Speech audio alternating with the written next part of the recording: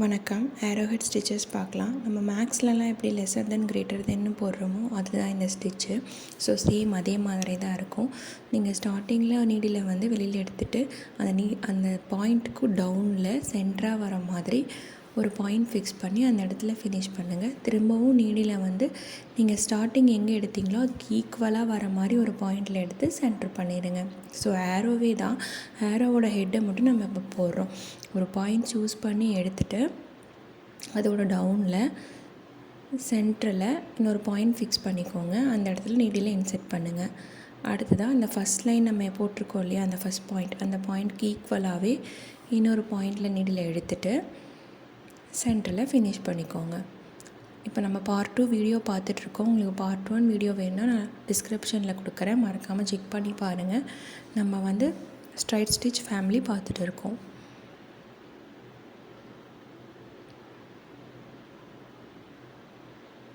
So நம்ம already back stitch and running stitch families எல்லாம் நம்ம போட்டிருக்கோம். அதெல்லாம் டிஸ்கிரிப்ஷனில் கொடுக்குறேன், செக் பண்ணி பாருங்கள். இந்த மாதிரி இன்னும் வீடியோஸ் பார்க்குறதுக்கு நீங்கள் சேனலை மறக்காமல் சப்ஸ்கிரைப் பண்ணுங்கள். இப்போ நம்ம ஏரோஹெட் ஸ்டிச்சஸ் வந்து நம்ம ஃபுல்லாகவே போட்டு வச்சுக்கலாம்.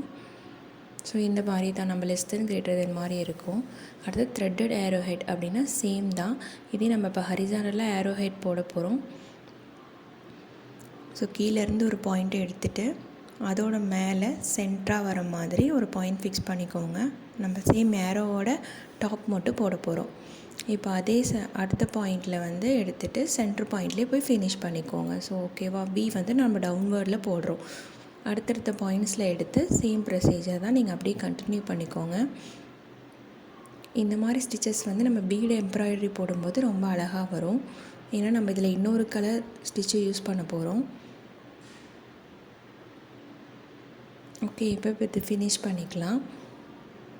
இப்போ நீங்கள் இதுக்கு கான்ட்ராஸ்ட்டாக ஒரு கலரில் வந்து த்ரெட் எடுத்துக்கோங்க. எடுத்துகிட்டு நீங்கள் ஸ்டார்டிங் பாயிண்ட் எங்கே எடுத்தீங்களோ அங்கேயே இந்த பாயிண்ட்டை எடுத்துக்கோங்க. எடுத்துகிட்டு டாப்பில் மேலே அந்த பிங்க் த்ரெட் இருக்கு இல்லையா, அந்த 2 த்ரெட்டு வழியாகவும் நீங்கள் வந்து நீடில் இன்செர்ட் பண்ணுங்கள். இன்செர்ட் பண்ணிவிட்டு இப்போது டவுன்வேர்ட்ஸில் நீங்கள் அதே மாதிரி அந்த பிங்க் அண்ட் எல்லோ த்ரெட், அந்த 2 த்ரெட்டு வழியாகவுமே நீங்கள் இன்செர்ட் பண்ணி வெளியில் எடுங்க. நீங்கள் நல்லா நோட் பண்ணிக்கோங்க, நீங்கள் வந்து நீடில் எப்போவுமே த்ரெட்டோட அடியில் தான் விடணும், த்ரெட்டோட மேலே விடக்கூடாது. இப்படி நம்ம போடும்போது நமக்கு அந்த இடத்துல ஒரு முடிச்சு மாதிரி கிடைக்கும். ஸோ அங்கே நீங்கள் பீட்ஸ் கொடுத்து கூட அந்த முடிச்சை கம்ப்ளீட் பண்ணலாம். உங்களுக்கு பார்த்தா தெரியும். ஸோ அப்வர்ட் அண்ட் டவுன்வேர்ட் நீங்கள் வந்து த்ரெட்டோட அடியில் நீடில் இன்செர்ட் பண்ணுங்கள்.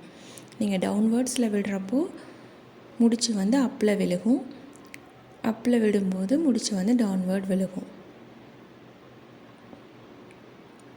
இந்த ஸ்டிச் நம்ம ஆல்ரெடி வந்து ரன்னிங் ஸ்டிச் ஃபேமிலிலையுமே பார்த்துருக்கோம், செக் பண்ணி பாருங்கள்.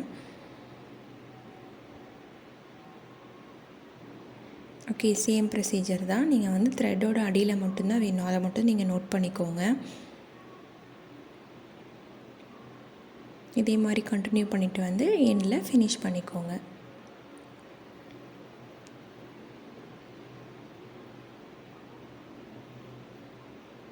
ஸோ இவ்வளோ தான் இந்த த்ரெட்டோட ஏரோஹெட் சொல்லுவோம். அடுத்து ஐலைட் வீல்ஸ். ஐலைட் வீல்ஸ் அப்படின்னா சக்கரம் மாதிரி நம்ம போட போகிறோம். நீங்கள் ஒரு சர்க்கிள் வரைஞ்சிட்டு உள்ள லைன்ஸ் உங்களால் எவ்வளோ பிரிக்க முடியுதோ அந்த லைன்ஸ் பிரிச்சுக்கோங்க.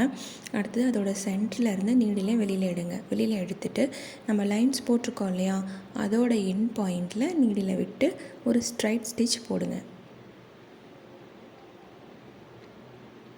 ஓகே, இப்போது அந்த ஸ்டிச்சோட அடுத்த பாயிண்ட், நான் இந்த கர்வ் எங்கே முடியுதோ அங்கே நீடில் வெளியில் எடுங்க.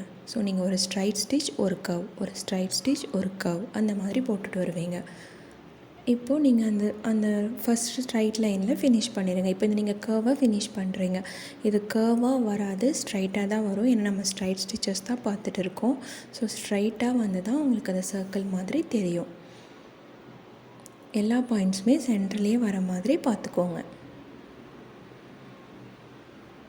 இப்போ திரும்பவும் நம்ம வந்து ஸ்ட்ரைட் லைன் போட போகிறோம். ஸ்ட்ரைட் லைன் ஃபினிஷ் பண்ணிவிட்டு அடுத்து கர்வ் பாயிண்ட்டில் போட போகிறோம்.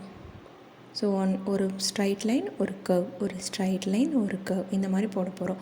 இது நீங்கள் இந்த ஃப்ரூட்ஸ்லாம் எம்ப்ராய்டரிங் பண்ணும்போது லைக் ஆரஞ்சு, லெமன், இந்த மாதிரிலாம் நீங்கள் எம்ப்ராய்டரி போடும்போது இந்த ஸ்டிச் நீங்கள் யூஸ் பண்ணலாம். பார்க்குறதுக்கு அழகாக இருக்கும். ஸோ சேம் ப்ரொசீஜர் தான், கண்டினியூ பண்ணலாம்.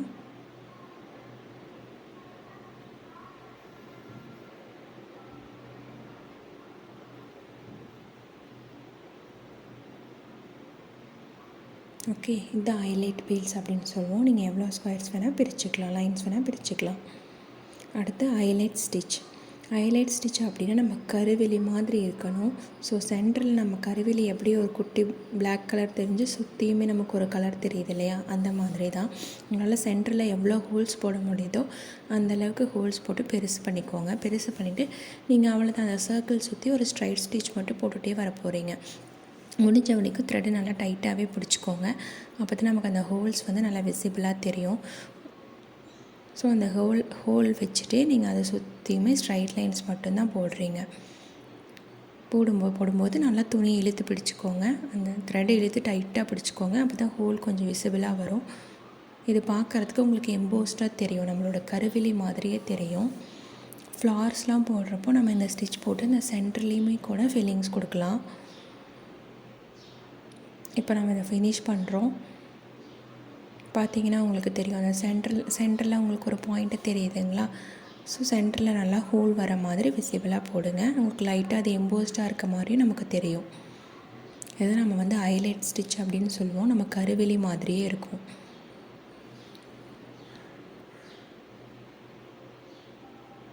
அந்த சென்டர் லைன் மட்டும் முடிஞ்ச அளவுக்கு நல்லாவே ஹோல் போட்டு வச்சுக்கோங்க.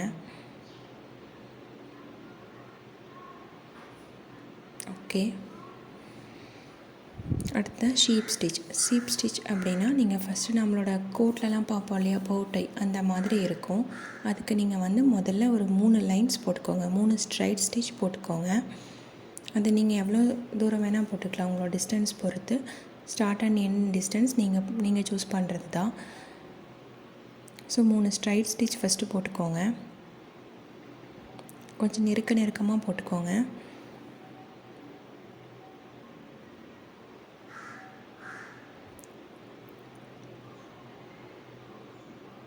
இப்போது இந்த 3 ஸ்டிச்சஸ் போட்டாச்சு. இப்போது சென்டரில் ஒரு ஸ்டிச் இருக்குது இல்லையா, அதோட சென்டரில் வந்து நெடியில் வெளியில் எடுங்க. வெளியில் எடுத்துகிட்டு லாஸ்ட்டு ஸ்டிச் போட்டிருக்கோம் இல்லையா, அதோட அடியில் நீடில் வெளியில் எடுங்க. அடியில் விட்டு நீடில் வெளியில் எடுங்க. எடுத்துட்டிங்களா? இப்போ வந்து த்ரெட்டு அடியில் இருக்கும். இப்போ ஃபஸ்ட்டு ஸ்டிச் வழியாக திரும்பவும் நீடில் விடுங்க. ஃபஸ்ட்டு ஸ்டிச்சோட அடியில் விட்டு நம்ம ஸ்டார்ட் பாயிண்ட், நீங்கள் சென்டரில் ஒரு பாயிண்ட் எடுத்துருக்கோம் இல்லையா, அந்த பாயிண்ட்குள்ளேயே இன்செர்ட் பண்ணிடுங்க. இப்படி இன்செர்ட் பண்ணுறப்போ நமக்கு அங்கே ஒரு முடிச்ச மாதிரி கிடைக்கும். ஸோ பார்க்குறதுக்கு நமக்கு பவுட்டை மாதிரி இருக்கும். ஸோ 3 ஸ்டிச்சஸ் ஃபஸ்ட்டு போட்டுக்கோங்க, ஸ்ட்ரைட் லைன்ஸ் போட்டுட்டு சென்டர் ஸ்டிச்சோட சென்டர்லேருந்து நீடில் வெளியில் எடுங்க. எடுத்துகிட்டு லாஸ்ட்டு ஸ்டிச்சோட அடியில் விட்டுட்டு திரும்ப ஃபஸ்ட்டு ஸ்டிச்சோட அடியில் வந்து நம்ம எங்கே ஸ்டார்ட் பண்ணமோ அங்கே ஃபினிஷ் பண்ணுறோம். அவ்வளோதான். இதுதான் சீப் ஸ்டிச்சுன்னு சொல்லுவோம். அடுத்து கிரானுலர் ஸ்டிச். இது வந்து நம்ம மொட்டு மாதிரி இருக்கும், பூக்களில் வர மொட்டு மாதிரி இருக்கும். நம்ம ஃபஸ்ட்டு ஒரு ஸ்ட்ரைட் ஸ்டிச் போட்டுக்கலாம்.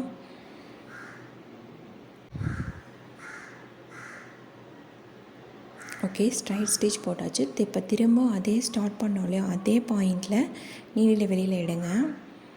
வெளியில் எடுத்துகிட்டு அதே பாயிண்டில் முடிங்க.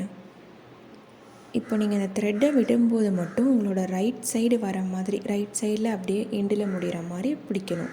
நான் உங்களுக்கு லெஃப்ட் சைடு வரும்போது காட்டுறேன். இப்போ திரும்பவும் நீடில் அதே பாயிண்டில் வெளியில் எடுத்துகிட்டு அதே பாயிண்டில் ஃபினிஷ் பண்ணுங்கள். இப்போ நம்ம ஃபஸ்ட்டு ரைட் சைடு விட்டோம் இல்லையா, அப்போ லெஃப்ட் சைடில் நான் எப்படி விடுறேன்னு பாருங்கள். நம்ம லைட்டாக அழுத்தம் பிடிச்சி லெஃப்ட் சைட்லேயே கொண்டு போய் விடணும். ஸோ இது உங்களுக்கு பார்க்குறதுக்கு ஒரு மொட்டு மாதிரி இருக்கும். நீங்கள் இது எத்தனை லைன்ஸ் வேணால் போடலாம். நான் இப்போ ஆல்ரெடி 2 போட்டிருக்கேன். இப்போ 3rd one போட்டு காட்டுறேன். ஸோ 2 பக்கமும் ஈக்குவலாக விடுங்க. இந்த மாதிரி கொண்டு போய் சேர்த்துடணும். இப்போ 3rd முடிஞ்சிருச்சு. இப்போ பார்க்கும்போதே உங்களுக்கு ஒரு மொட்டு மாதிரி இருக்குது இல்லையா. அடுத்ததாக திரும்பவும் நீங்கள் ஸ்டார்டிங்கில் பாயிண்டில் எடுத்துகிட்டு எண்டு பாயிண்டில் முடிச்சுட்டு லைட்டாக அதை லெஃப்ட் சைடு பிடிச்சி விடுங்க. ஓகே, இது பார்க்குறக்கு ஒரு மொட்டு மாதிரி தெரியும். இதுதான் கிரானுலர் ஸ்டிச் அப்படின்னு சொல்லுவோம். அடுத்து ஸ்பெக்லிங் அப்படின்னா ஸ்மால் ரைஸ் ஸ்டிச்சஸ் தான், பட் பேரலாக வர மாதிரி போடுவோம். நீங்கள் ஃபஸ்ட்டு ஒரு ரைஸ் ஸ்டிச் போட்டுட்டு அடுத்ததாக வந்து அது பக்கத்துலேயே பேரலாக இன்னொரு ஸ்டிச் போடுங்க. நம்ம rice stitch already running stitch ஃபேமிலியிலே பார்த்துருக்கோம். ஸோ செக் பண்ணி பாருங்கள். முடிஞ்ச வரைக்கும் சின்னதாக போட ட்ரை பண்ணுங்கள். சின்னதாக போடுங்க, பேரலாக போடுங்க. ரொம்ப தள்ளி தள்ளி போடாதீங்க. பக்கத்தில் வர மாதிரி போடுங்க. நம்ம புல்லெல்லாம் போடும்போது இந்த மாதிரி ஸ்டிச்சஸ் யூஸ் பண்ணோம்னா பார்க்குறக்கு அழகாக இருக்கும். அடுத்ததாக ரெய்ஸ்டு டை ஸ்டிச். சேம் தான். நம்ம ரைஸ் ஸ்டிச் ஃபஸ்ட்டு போட்டுட்டு த்ரெட்டை ஃபுல்லாக இழுக்கக்கூடாது. இழுக்காமல் கொஞ்சம் லைட்டாக மேலே தூக்கி விடுங்க. மேலே ஒரு சின்னதாக லைட்டாக தூக்குன மாதிரி இருக்கணும் த்ரெட்டு ஃபுல்லாக அப்போ அடுத்த ஸ்டிச் போடும்போது முதல் ஸ்டிச்சை லைட்டாக அழுத்த பிடிச்சிக்கோங்க. இப்போ பார்த்திங்கன்னா உங்களுக்கு தெரியுதா, மேலே சின்னதாக கொஞ்சம் தூக்குன மாதிரி இருக்கணும். இதுதான் நம்ம வந்து ரெய்ஸ்டு ரைஸ் ஸ்டிச் அப்படின்னு சொல்லுவோம்.